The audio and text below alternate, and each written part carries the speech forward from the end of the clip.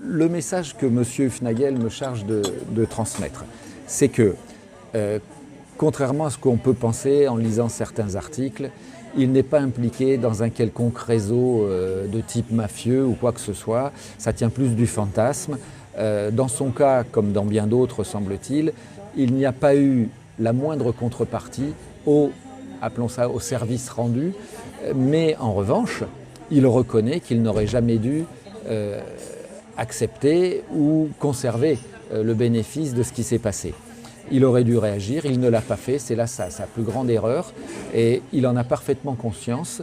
Il a fait preuve d'une légèreté qui est certes blâmable, mais qui ne relève pas d'une mentalité délinquante.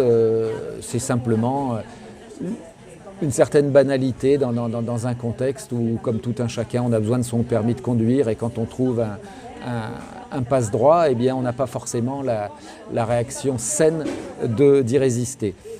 Mais pour autant, je le répète, il n'y a jamais eu de contrepartie, quelle qu'elle soit, qu'il s'agisse de place de match, de maillot, et encore moins de contrepartie financière en ce qui concerne Freddy Hufnagel. Il est catastrophé, il est très, très affecté par tout ça. Mais il est très confiant en ce sens que la procédure, les auditions qu'il y aura encore et l'audience du tribunal démontreront, il en est certain, que le rôle qui était le sien est tout à fait anodin et que comme beaucoup d'autres personnes dans ce dossier, il a simplement fait preuve de légèreté, d'imprudence, blâmable, punissable, mais ça n'est pas un bandit de grand chemin.